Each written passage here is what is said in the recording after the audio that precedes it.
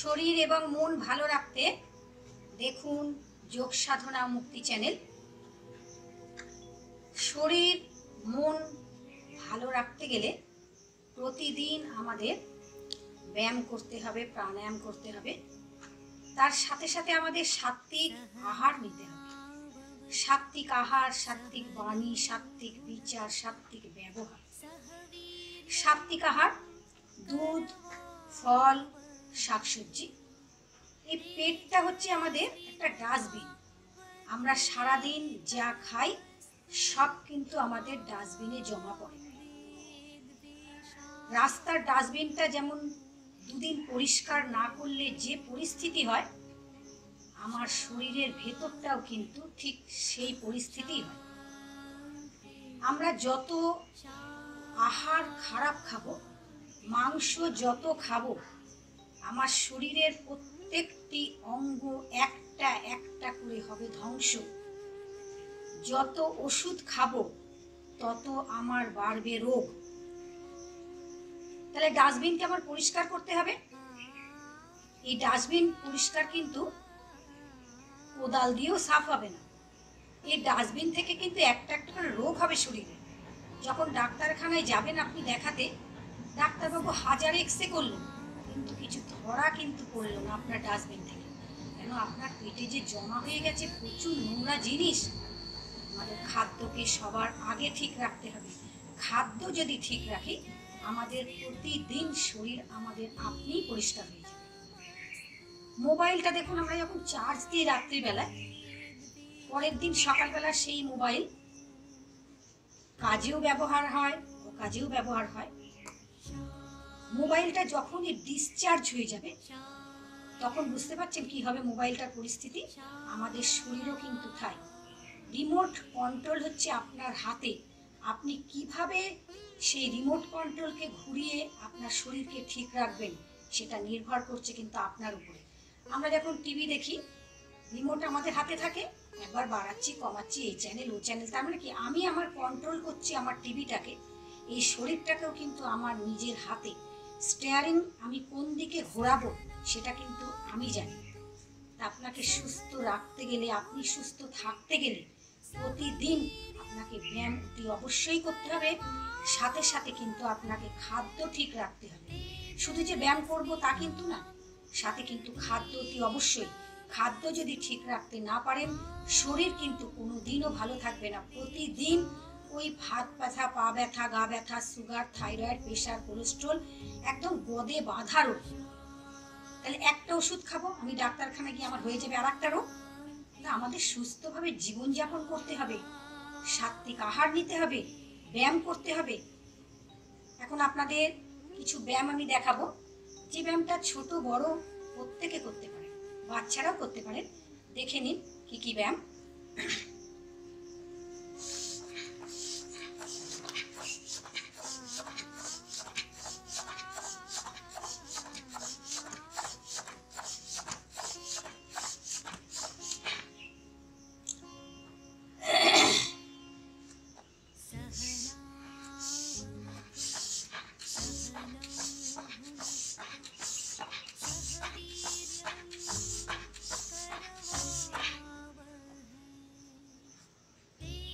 কোমরে হাত,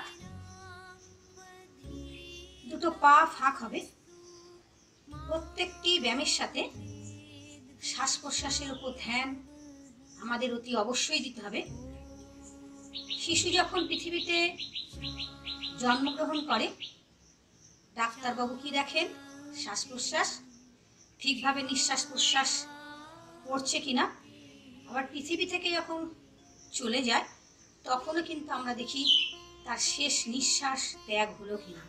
তা ব্যায়ামের সাথে সাথে আমাদের শ্বাস প্রশ্বাসের দিকে, নিঃশ্বাস প্রশ্বাসের দিকে অতি অবশ্যই ধ্যান দিতে হবে।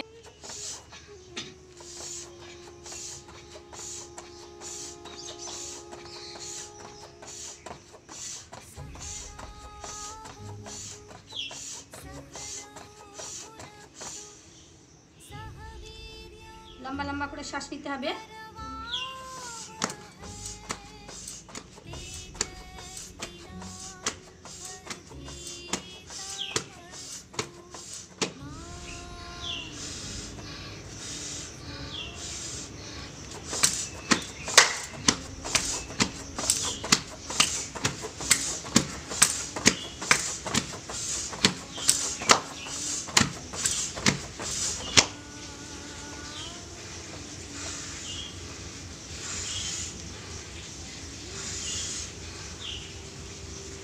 যাদের অতিরিক্ত হাঁটু ব্যথা তারা হাঁটুর ঠিক এই দুটো ব্যায়াম করবে।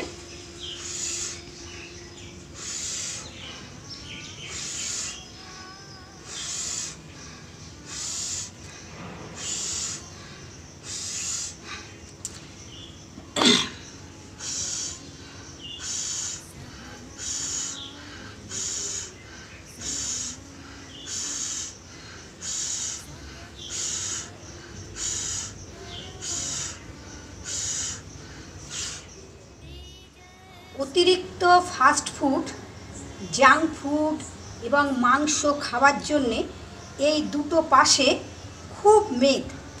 এই মেদ আমরা কিভাবে কমাবো দেখে নাও। দুটো পা ফাঁক, বাঁ হাত এখানে, ডান হাত লম্বা শ্বাস,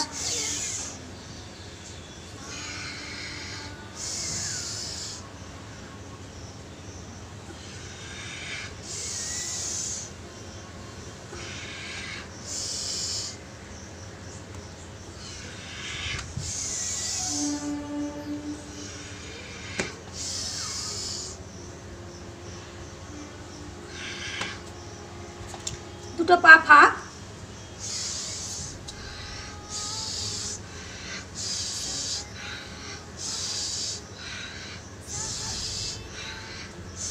সাইড ফ্যাটের জন্যে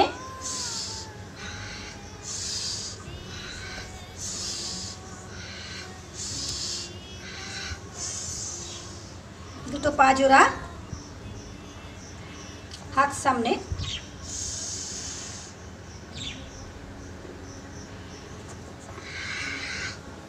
মাথা একদম হাঁটুতে অথবা পায়ের গোছে লাগাতে হবে।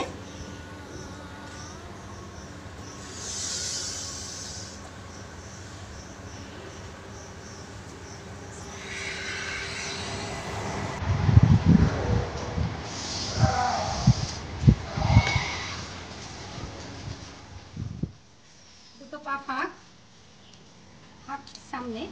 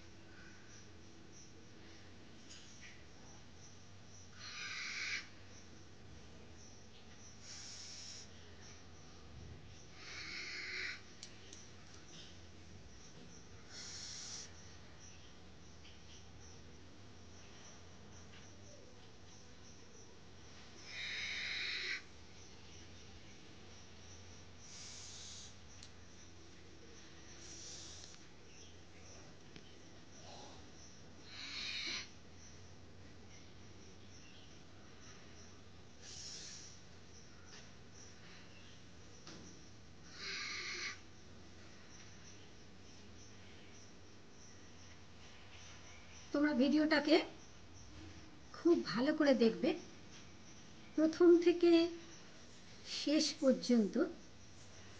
ভালো লাগলে লাইক, কমেন্ট, শেয়ার করবে, সাবস্ক্রাইব করতে একদম ভুলবে না। তোমাদের সাথে আমার আবার কোনো এক ভিডিওতে দেখা হবে। সবাই খুব ভালো থাকো, সুস্থ থাকো, আনন্দে থাকো, মজায় থাকো।